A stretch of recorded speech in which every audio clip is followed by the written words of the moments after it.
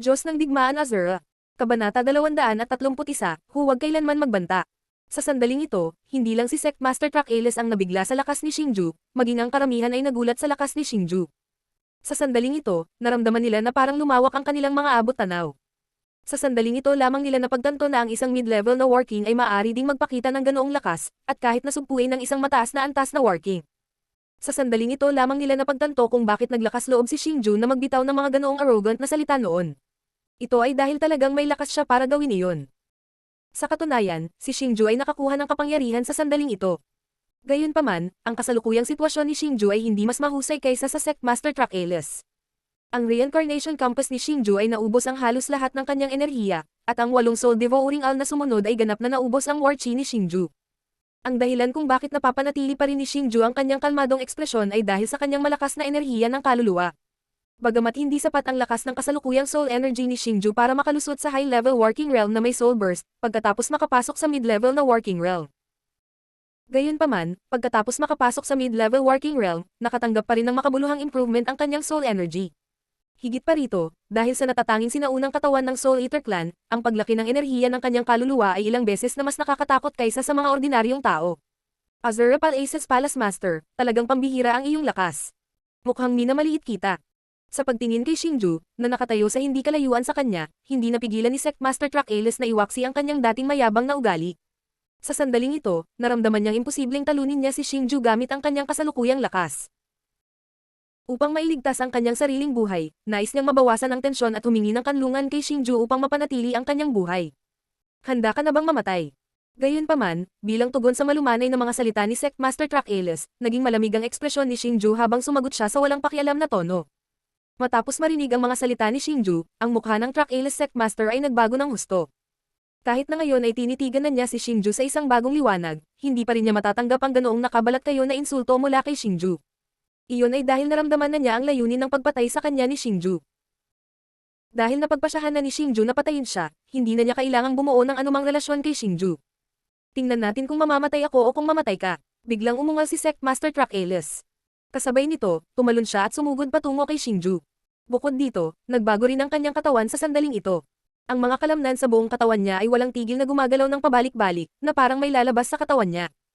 Ito ay lubhang nakakatakot. Nako, sisirain niya ang kanyang kaluluwa.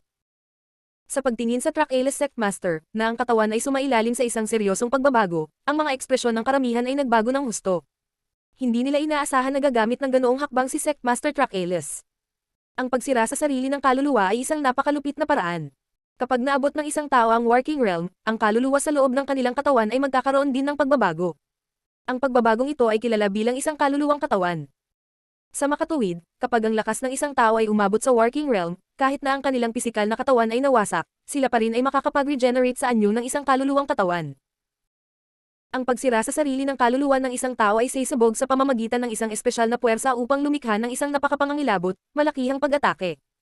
Gayunpaman, ang paraan ng pagsira sa sarili ng kaluluwa ay ang wakasan ang sariling buhay.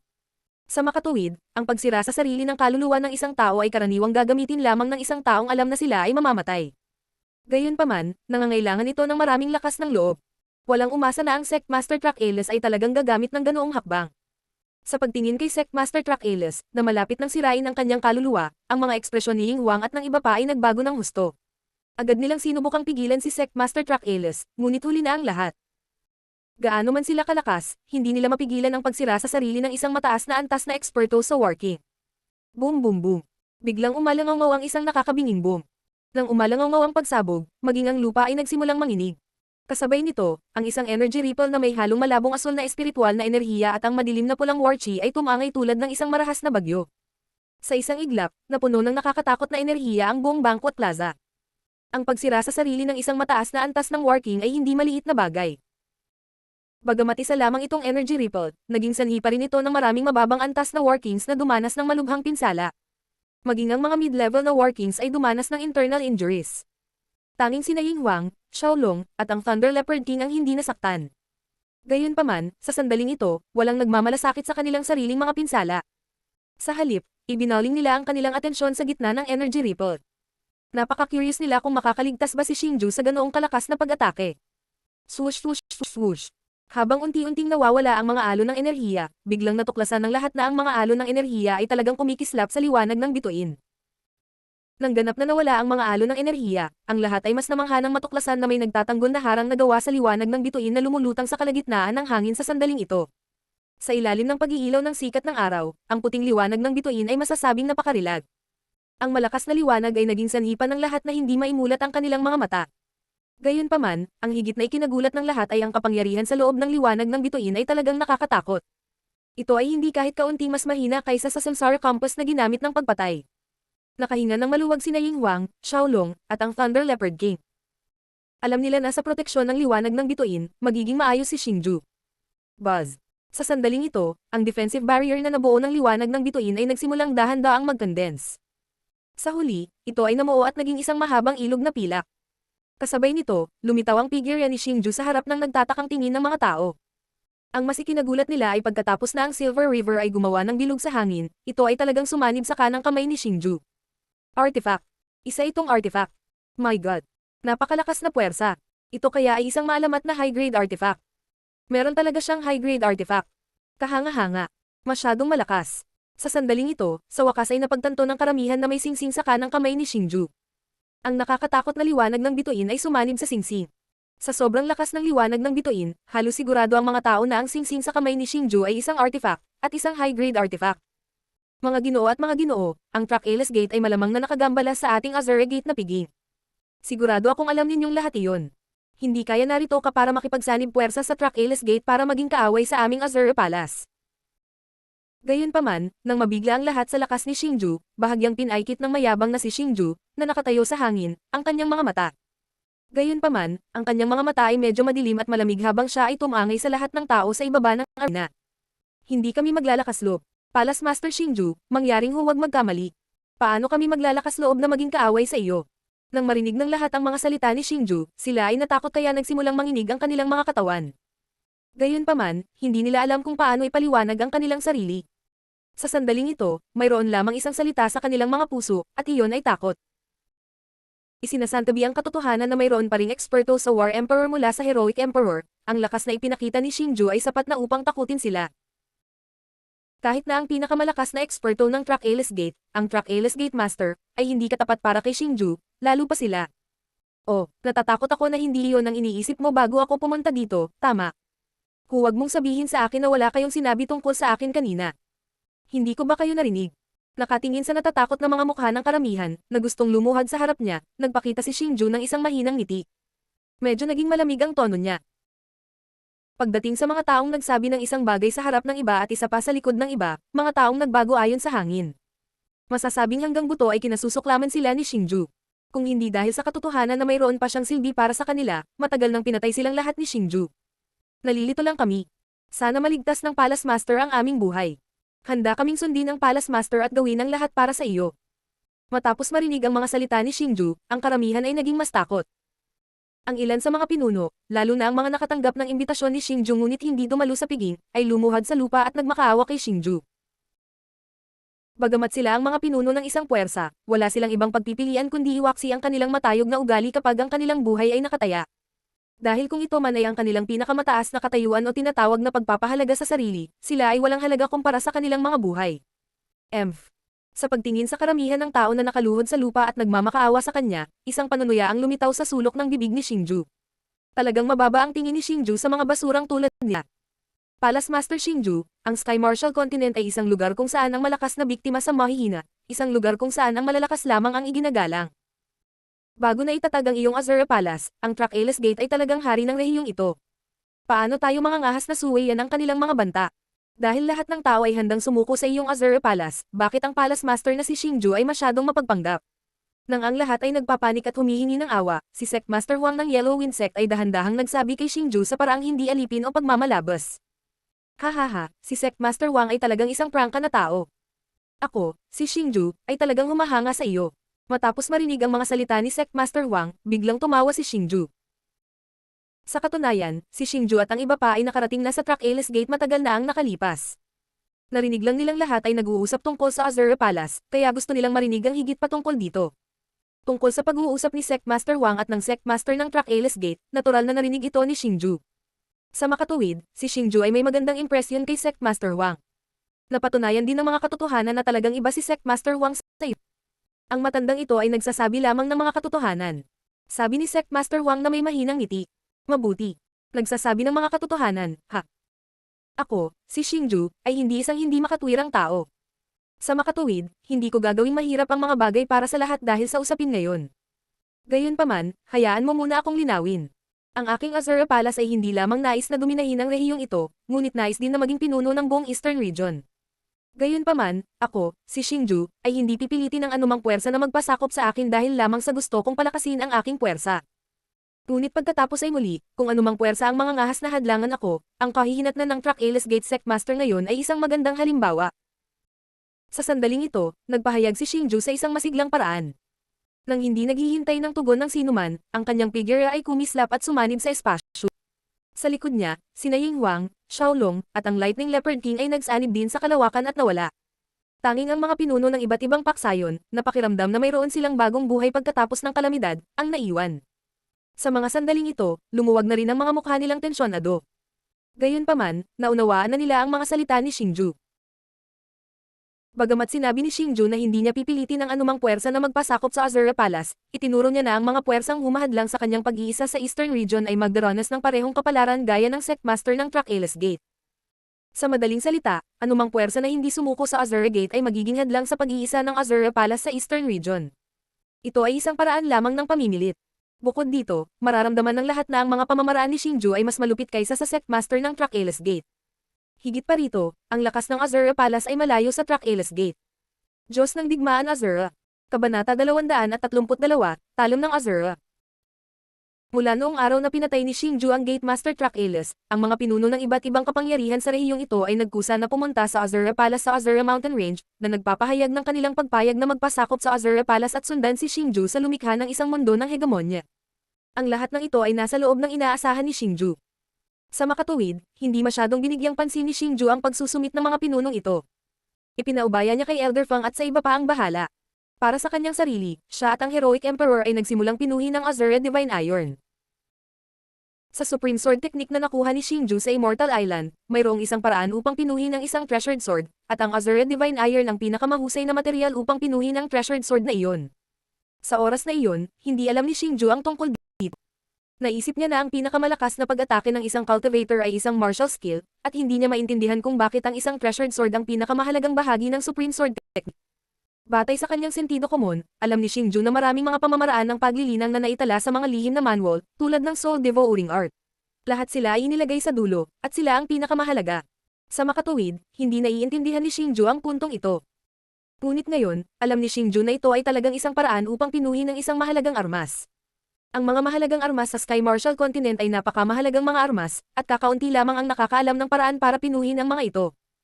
Hindi bababasa, karamihan sa mga treasured na armas na umiiral ay ipinasa mula sa sinaunang panahon. Sa makatuwid, si Xingju ay napakaseryoso pagdating sa pagpino ng treasured sword.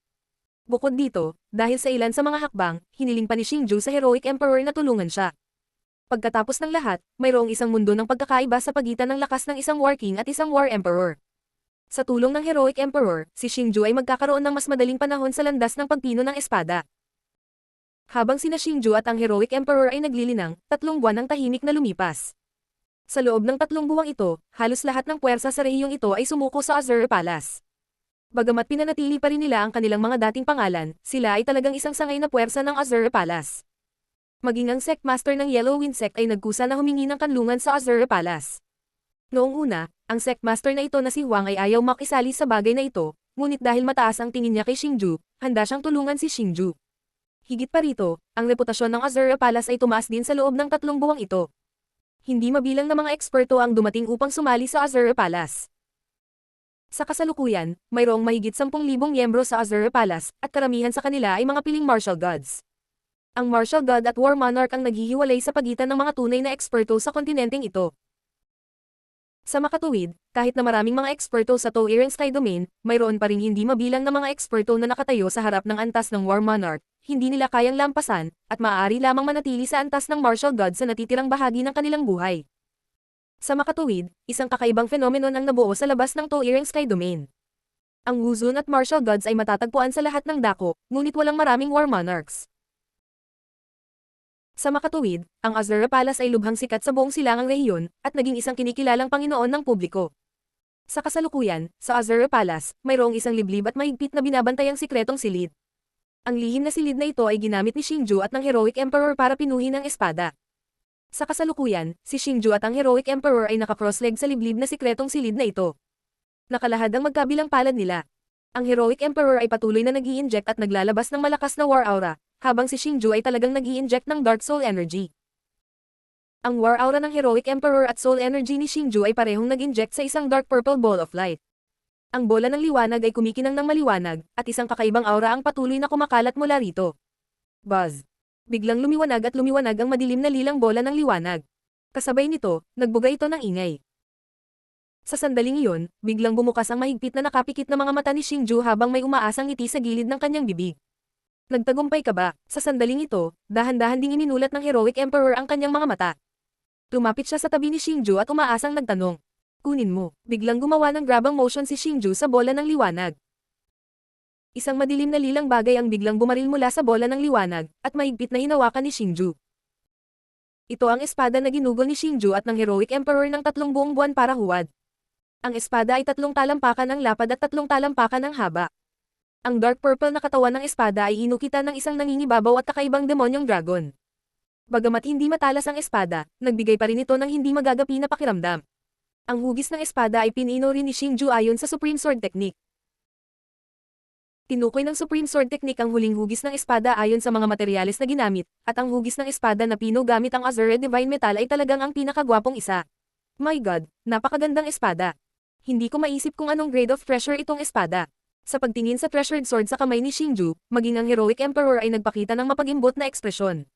Bagamat ang treasured sword ni Xingju ay walang bahagyang ningning ng iba pang treasured weapons, ang Azure Divine Metal mismo ay nagbigay ng kakaibang pakiramdam. Iyon ay hindi isang kapangyarihan na maaaring likhain sa pamamagitan lamang ng liwanag. Hindi rin naman ako sigurado. Ang ranggo ng isang sandata ay dapat matukoy sa kapangyarihan nito, di ba? Hindi alam ni Xingju kung paano sasagutin ang tanong ng Heroic Emperor dahil hindi na itala ng Supreme Sword Technique ang rank ng sword. Gayunpaman, alam ni Xingju kung paano gamitin ang kapangyarihan ng espada. Oo, natural lang iyon. Ang ranggo ng isang treasure tool ay natural na tinutukoy ng lakas nito. Nang makita ang tanong ni Xingju, sumagot si Ying Huang ng may katiyakan. Kung ganoon ang kaso, malalaman natin kapag sinubukan natin. Nang marinig ang mga salita ng Ying Emperor, bahagyang ngumiti si Xingju bago siya lumapit sa pinto ng silid at binuksan ito. Ang kanyang silweta ay naging isang bahid ng liwanag habang siya ay bumaril sa kalangitan. Pagkatapos ng Xingju, mabilis ding sumunod ang Ying Emperor. Hawak ni Xingju ang dark purple longsword sa kanyang kamay habang mabilis siyang lumilipad. Sa isang saglit lang, umalis na siya sa Azura Mountain Range at nakarating sa isang malawak na kapatagan kasama ang Heroic Emperor na nakasunod sa kanya. Biglang huminto si Xingju sa kanyang mabilis na paglipad at mahigpit na hinawakan ang dark purple longsword sa kanyang kanang kamay. Kasabay nito, sinimulan ni Xingju na paikliin ang Rising Dragon Soul Sword sa kanyang kanang kamay. Buzz! Sa sandaling ito, nang i-condense ng punishment art ang Ascending Dragon Soul Sword, ang kapangyarihan ng Ascending Dragon Soul Sword ay talagang sumanib sa dark purple na longsword. Higit pa rito, sa sandaling ito, ang dark purple longsword ay nagsimula ring maglabas ng dark purple na aura. Ang dark purple na aura ay parang umaalab na apoy habang dahan-dahan itong umiikot sa longsword sa kamay ni Xingju. Ang kapangyarihang ibinubuga mula rito ay lubhang nakakatakot. Ito ay ilang beses na mas malakas kaysa sa Rising Dragon Soul Sword mismo. Ito ay maihahambing pa sa liwanag ng bituin sa Silver Starlight Ring. Haa! Biglang ikanaway ni Xingju ang kanyang kanang braso at isang dark purple na aura ang lumabas mula sa longsword na parang isang dragon at bumaril patungo sa kapatagan sa ibaba. Habang lumalakas ang aura, naglabas ito ng nakakatalim na tunog na parang dagandong ng dragon, na naging dahilan upang manginig ang mga tao. Boom boom boom! Nang tumama ang dark purple na aura sa kapatagan, sumabog ito ng nakakabinging pagsabog. Kasabay nito, nang inagang lupa at kumalat ang malaking dami ng alikabok, na hamarang kay Xingju at sa paningin ng Heroic Emperor. Maghiwa-hiwalay. Nang makita ito, biglang iwinagayway ni Xingju ang kanyang kaliwang kamay at isang malakas na puwersa ang bumaril, na agad na nagpakalat ng alikabok. Kasabay nito, isang malaking bunganga na daan-daang talampakan ng lalim ang lumitaw sa paningin ni Xingju. Haha, Xingju, ang kapangyarihan ng iyong espada ay talagang maihahambing sa isang high-rank artifact. Sa pagtingin sa malalim na bunganga na naglalabas ng mga alon ng mainit na hangin, ang mukha ng Heroic Emperor ay puno ng inggit. Ito ay dahil alam niya na ang kapangyarihan ng longsword sa kamay ni Xingju ay higit pa kaysa sa kanyang singsing na pilak. Sa makatuwid, naniniwala siya na ang artifact ni Xingju ay umabot na sa mataas na ranggo. Gayunpaman, ngumiti si Xingju at sinabing, hindi pa ito umabot sa high rank. Sa karamihan, malapit ito sa high rank artifact. Para kay Xingju, na nagtataglay ng high rank artifact na Silver Starlight Ring, mas alam niya ang kapangyarihan ng isang high rank artifact. Kahit papaano, naramdaman niya na ang pag-atake niya ngayon ay hindi maihahambing sa lakas ng liwanag ng bituin ng Silver Starlight Ring. Bagamat napakalapit nito, talagang hindi pa ito umabot sa ganoong antas. Gayunpaman, para sa longsword na ito, ang kapangyarihan nito ay tinutukoy ng martial skill na isinama dito. Gayunpaman, ang Ryzen Dragon Soul Sword ni Xingju ay ang pinakamalakas na sword type na martial skill ni Xingju. Bukod dito, naramdaman ni Xingju na kung ang Ryzen Dragon Soul Sword ay hahatiin sa mga ranggo, ito ay magiging napakalapit sa high earth rank. Gayunpaman, naramdaman ni Xingju na hindi niya matukoy ang ranggo ng longsword na ito sa ngayon. Kung si Xingju ay mapalad na makakuha ng isang heaven rank sword type martial skill, ang kapangyarihan ng longsword na ito ay tiyak na ilang beses na mas nakakatakot. Sa oras na iyon, kahit na ang Silver Starlight Ring ay hindi maihahambing sa longsword na ito. Kahit ano paman, ang kapangyarihan ng espadang ito ay lubhang kahanga-hanga. Bukod dito, ito ay personal na pinainom mo, kaya oras na upang bigyan ito ng isang matunog na pangalan. Nakangiting sabi ng Heroic Emperor. Oo, nakaisip na ako ng pangalan. Dahil ang espadang ito ay huwad mula sa Azura Divine Metal, tawagin na lang natin itong Blades of Azura. Nang marinig ang tanong ng Heroic Emperor, mahinang ngumiti si Xingju. Mga Blades ng Azura. Hindi naman masama ang pangalang ito. Matapos marinig ang mga salita ni Xingju, ang Heroic Emperor ay tumango sa kanyang ulo bilang kasiyahan. Pagkatapos noon, lumipad silang dalawa patungo sa Azura Palace sa Azura Mountain Range. Ang pagpino nitong Blades of Azura ay tumagal ng 3 buong buwan. Maraming bagay ang maaaring mangyari sa loob ng 3 buwan. Bagamat alam niyang walang nangyaring hindi inaasahan sa Azura Palace, na-miss ni Xingju ang mga taong abala sa pagtulong sa kanya. Nais din niyang ipakita sa kanila ang mga resulta ng kanyang trabaho. Sa ngayon, si Xingju ay puno ng kumpiyansa. Hindi lamang matagumpay na naitatag niya ang kanyang sariling puwersa, ang Azura Palace, personal din niyang ginawa ang isang bejeweled weapon, ang Blades of Azura. Si Xingju ay may hindi maipaliwanag na premonition na kahit na ang kanyang puwersa, ang Azura Palace, o ang Blades of Azura sa kanyang mga kamay, sila ay magiging mahalagang bagay na hindi niya mabubuhay kung wala sa hinaharap.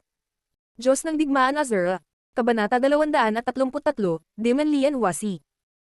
Matapos matagumpay na makabisado ni Xingju ang Blades of Azura, ang una niyang ginawa ay pumunta sa palasyo ni Li Xiaohan. Nais niyang ibahagi muna ang kanyang kagalakan sa kanyang minamahal, si Li Xiaohan. Gayunpaman, nang dumating si Xingju sa palasyo ni Li Xiaohan, napagtanto niyang wala si Li Xiaohan sa palasyo. Matapos makinig sa paliwanag ng katulong, nalaman ni Xingju na nasa palasyo si Li Xiaohan. Lumabas na si Li Xiaohan ay nagdaraos ng pulong sa Azura Main Hall. Kaagad, si Xingju ay sumugod sa Azura Main Hall. Ang Azura Great Palace ay ang palasyo na dinisenyo ng punishment art. Gayunpaman, medyo marami ang mga eksperto na nakatayo sa Azura Great Palace sa ngayon. Lahat sila ay mga miyembrong na-recruit ng Azura Palace sa panahong ito. Sila ang mga pangunahing miyembro na maingat na pinili ni Elder Feng, Li Xiaohan, at ng iba pa. Ang Azura Main Hall ay isang purong kapangyarihan, hindi tulad ng Yufeng Pavilion at ang Nandong Family, na mga sekta na nakatuon sa pag-aalaga sa kanilang mga miyembro. Sa halip, ito ay isang makapangyarihang organisasyon. Sa makatuwid, napakahalaga na magkaroon ng mga mahuhusay na pangunahing miyembro. Ang Azura Palace ay parang isang napakalaking lambat, at ang mga miyembro ng cadre na iyon ay ang mga bukong ng napakalaking lambat na ito, na ginagawa itong hindi nababasag. Ang taong nakaupo sa pangunahing bulwagan ay hindi si Elder Feng, ngunit ang Vice Palace Master ng Azura Main Hall, si Li Xiaohan. Sinasabi ni Li Xiaohan kay Elder Feng ang tungkol sa mga kamakailang kaganapan sa Azura Main Hall, pati na rin ang appointment ng ilan sa mga miyembro nito. Gayunpaman, hindi pinansin ni Xingju ang nilalaman ng kwento ni Li Xiaohan. Ang mga mata ni Xingju ay nakatuon sa bahagyang manipis na mukha ni Li Xiaohan. Sa pagtingin sa bahagyang manipis na mukha ni Li Xiaohan, isang mapait na pakiramdam ang bumangon sa puso ni Xingju. Pakiramdam niya ay hindi naging madali si Li Xiaohan sa panahon na pinipino niya ang Blades of Azura. Bata pa lang si Li Xiaohan, ngunit dinadala niya ang napakabigat na responsibilidad para kay Xingju. Habang tinutulungan si Xingju na pamahalaan ang mga gawain ng Azura Main Hall, si Li Xiaohan ay nagbigay ng maraming kaligayahan na dapat ay sa kanya. Hehe, bata, anong sinisilip mo? Gayunpaman, habang nakatingin si Xingju sa medyo haggard na si Li Xiaohan, bigla siyang nakarinig ng hajujak sa tenga ni Xingju. Sa paglingon, natuklasan ni Xingju na ang maliit na dragon ay umaaligid sa hangin, nakatitig sa kanya ng may pilyong ngiti. Nang makita ito, lumundag din ang figure ni Xingju, na tinatawag si Xiaolong habang lumilipad sila ng mas malalim sa Azura Mountain Range. Dahil ayaw ni Xingju na matuklasan ni Li Xiaohan at ng iba pa, hindi siya pumasok sa Azura Great Hall. Sa halip, palihim niyang pinagmamasdan mula sa labas. Natakot si Xingju na matuklasan ni Li Xiaohan nang lumitaw ang maliit na dragon, kaya dali-dali niya itong hiniling na umalis. Ano? Naaawa ka ba sa iyong munting kasintahan na sobrang trabaho? Sa sandaling ito, nakaupo sina Xingju at Li Xiaohan sa tuktok ng isang bangin sa Azura Mountain Range. Nakatingin sa medyo madilim na mukha ni Xingju, nakangiting sabi ni Xiaolong.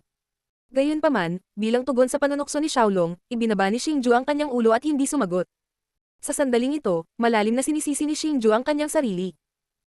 Sinasabi niya sa kanyang sarili na ang pagiging mas malakas ay para protektahan si Li Xiaohan, para mapasaya siya. Ngunit ngayon, dahil sa pagnanais niyang maghiganti, kinaladkad niya si Li Xiaohan pababa, dahilan para mapagod ito. Hihihi, bata, huwag mo kaming sisihin.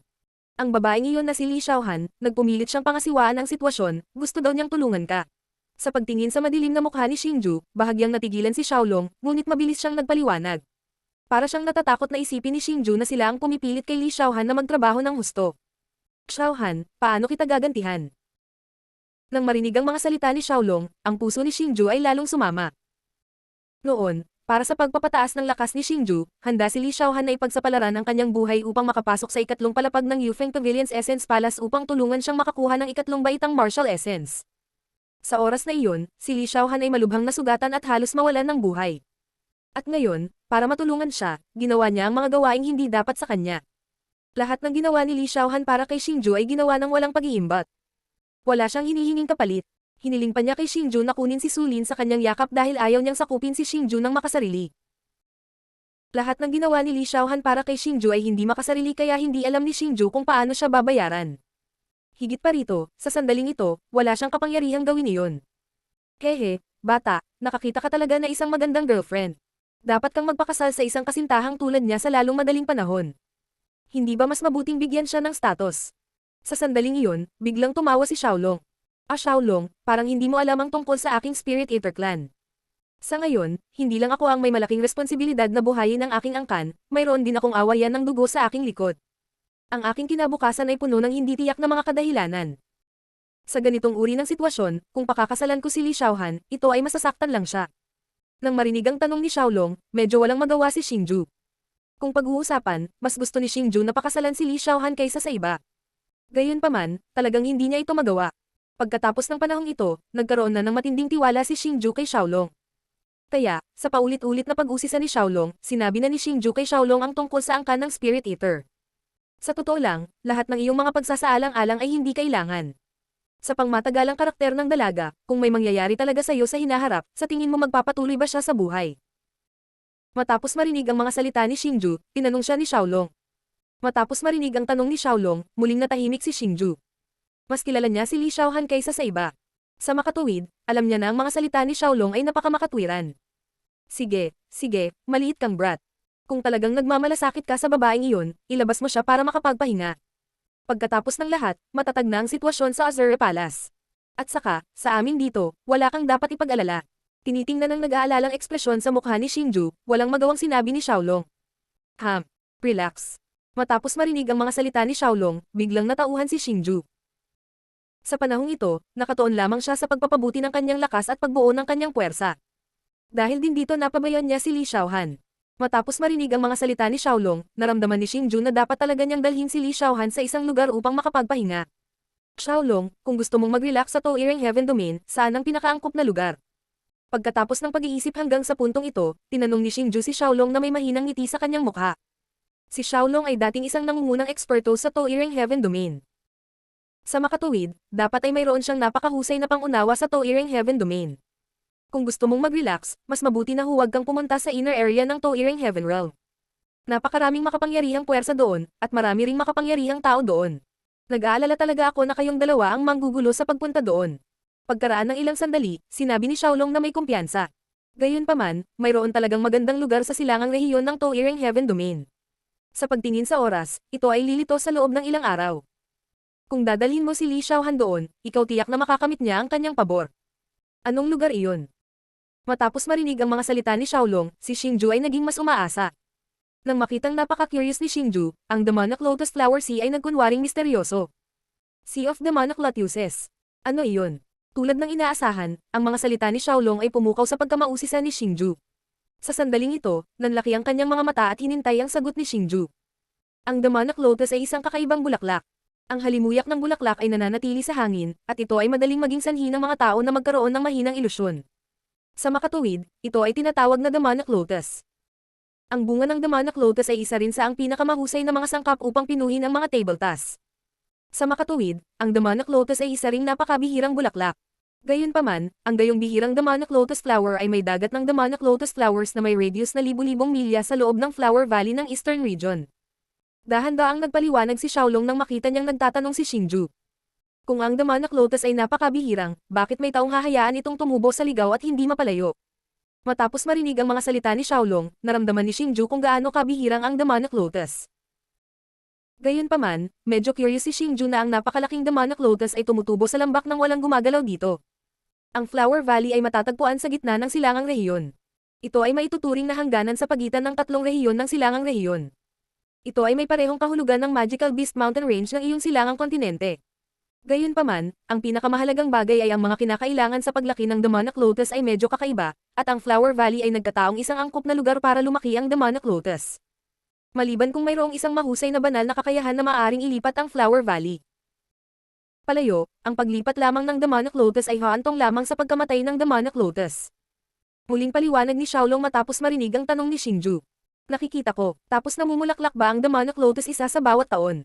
Matapos marinig ang mga salita ni Xiaolong, si Xingju ay naging mas interesado rin tungkol sa demonic lotus.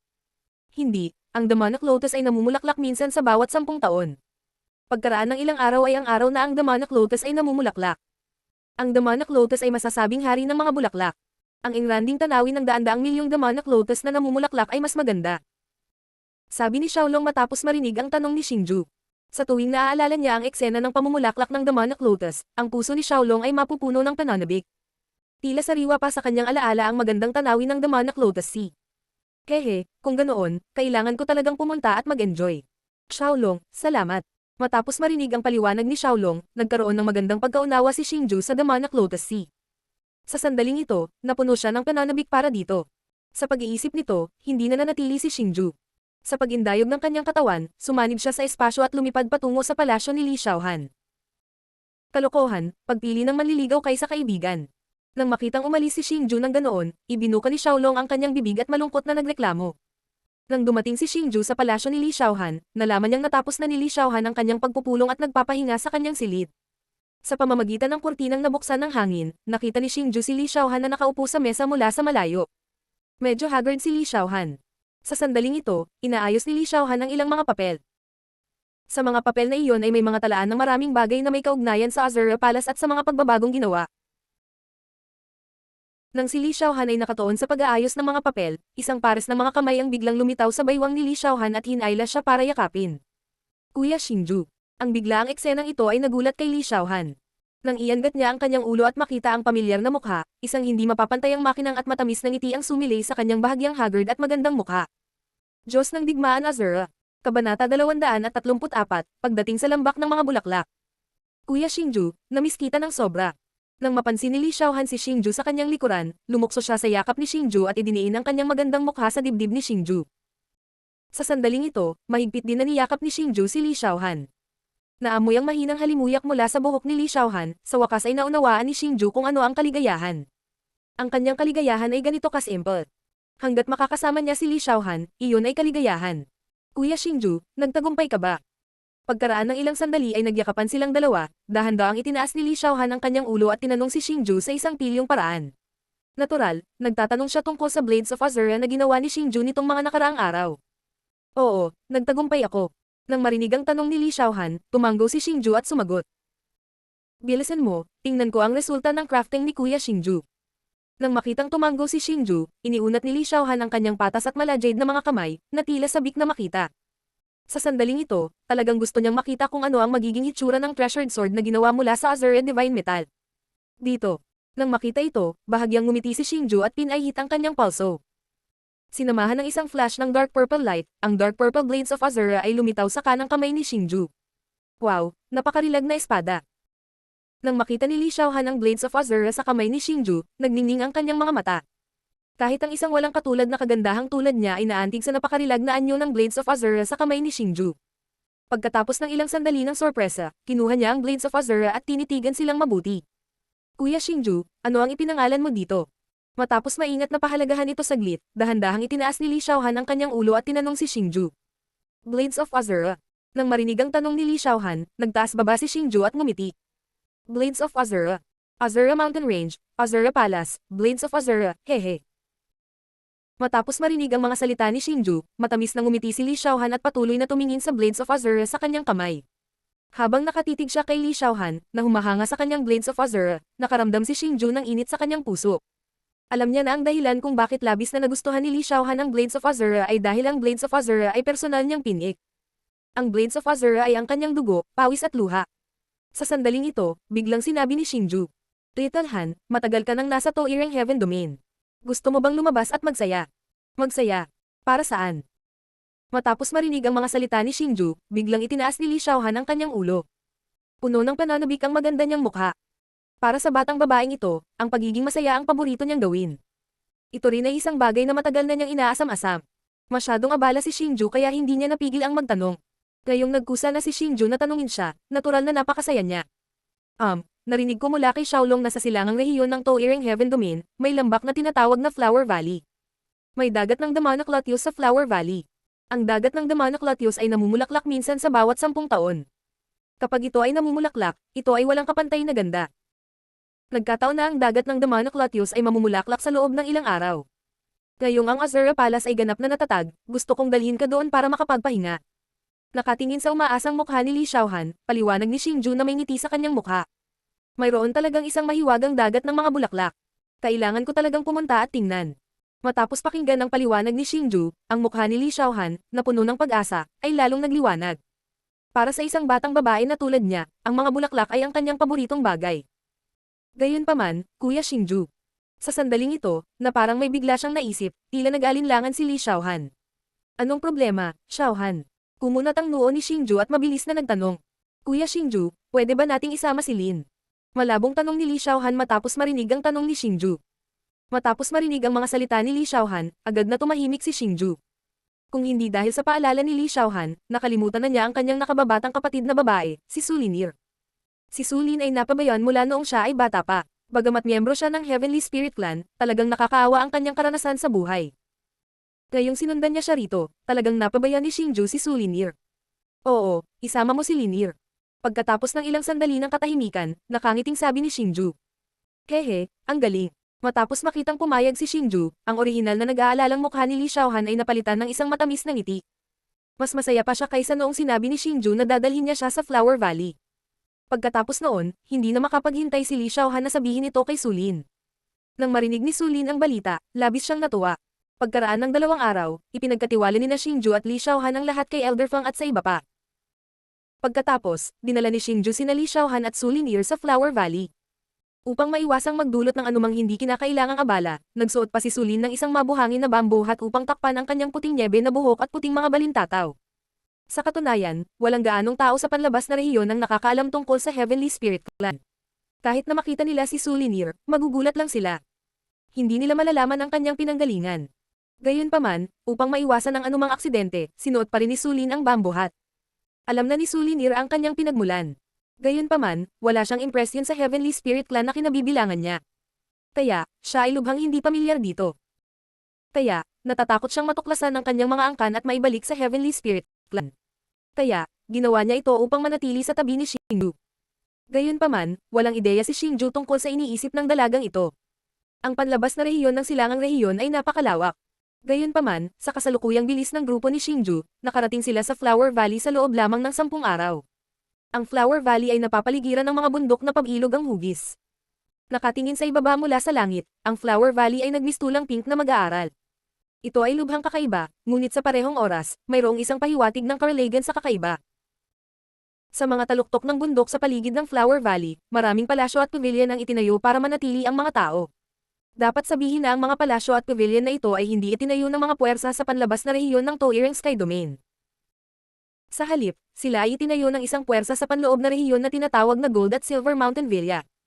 Hindi lamang malakas ang puwersang ito, ngunit napakayaman din ito. Ito ay dahil sinakop nila ang halos lahat ng magagandang lugar sa paligid upang kumita ng pera. Bukod dito, dahil sa kanilang malakas na lakas, kahit na ang ilan sa mga puwersa sa paligid ay hindi nang ahas na makialam ng labis.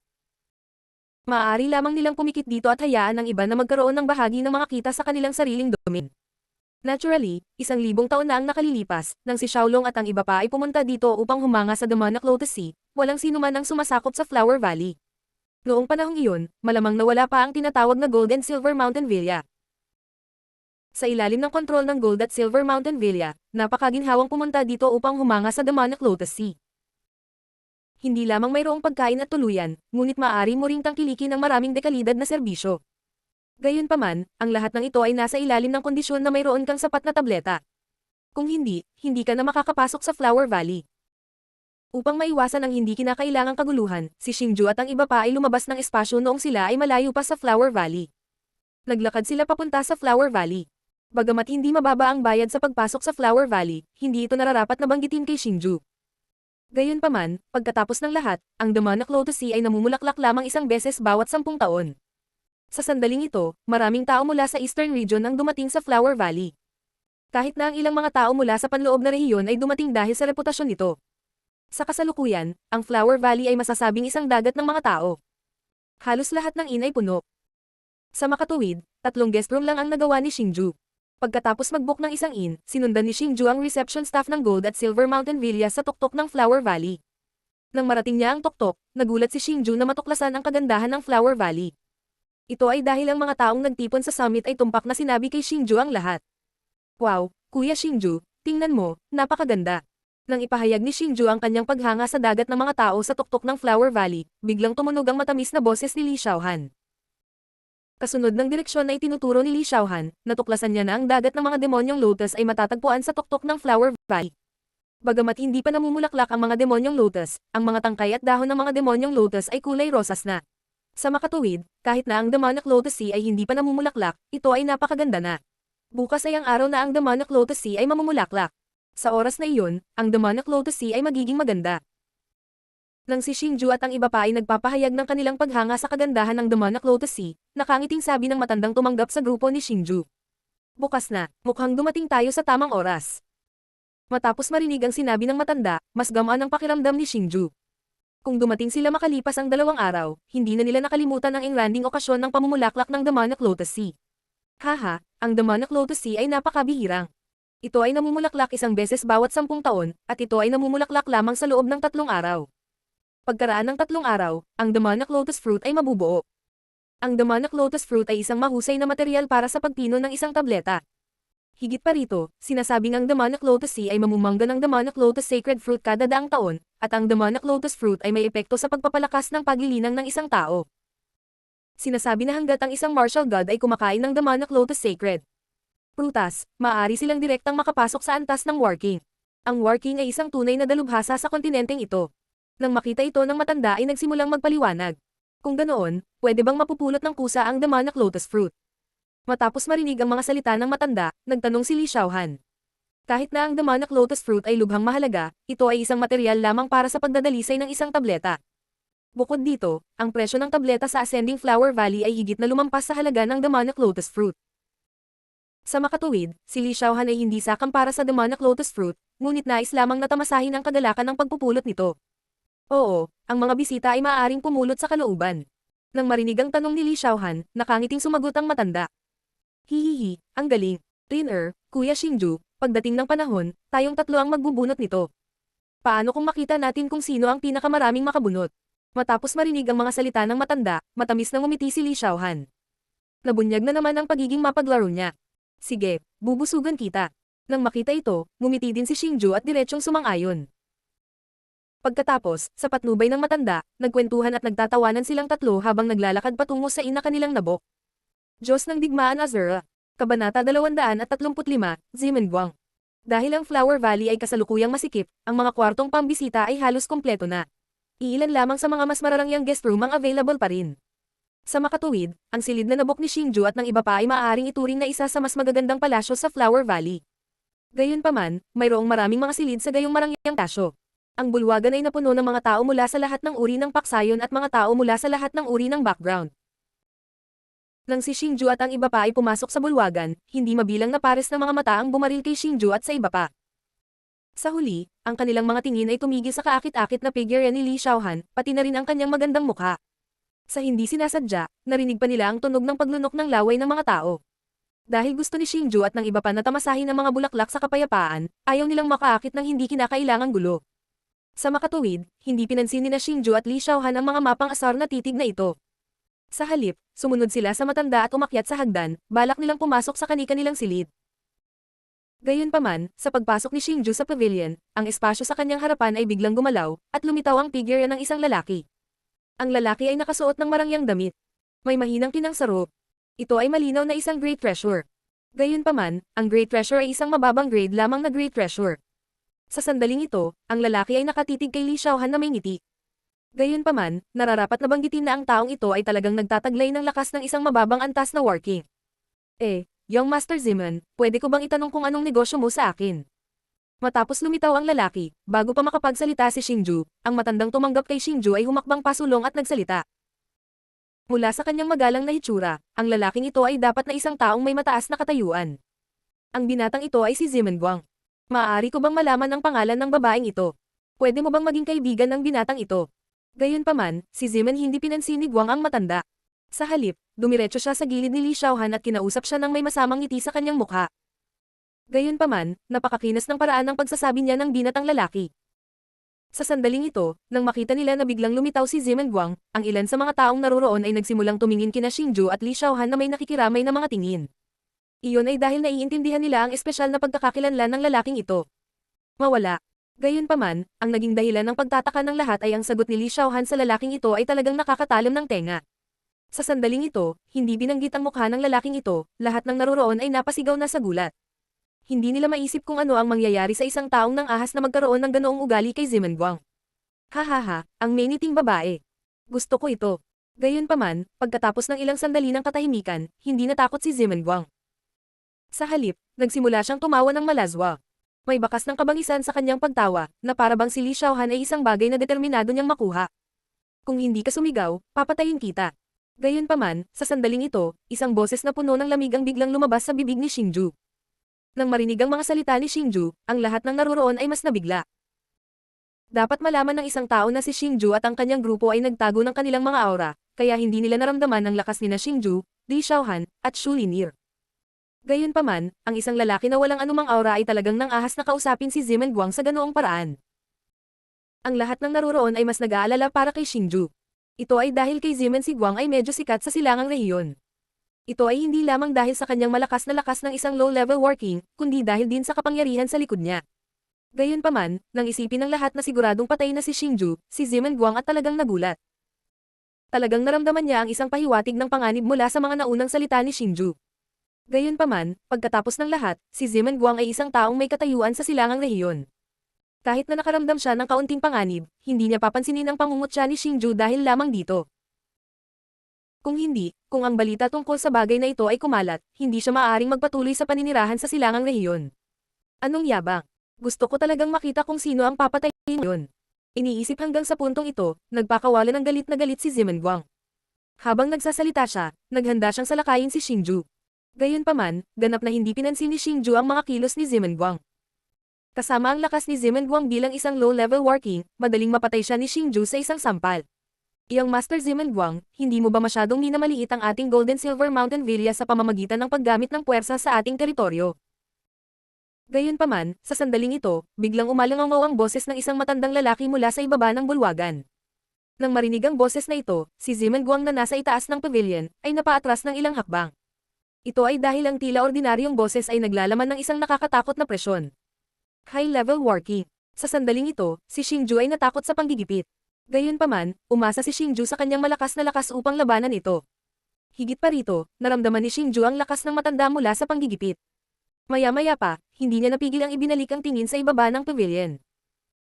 Noon lamang niya natuklasan na may tatlong lalaking nakasuot ng pulang damit na nakatayo sa ibaba ng pavilion at nasa likod ang kanilang mga kamay.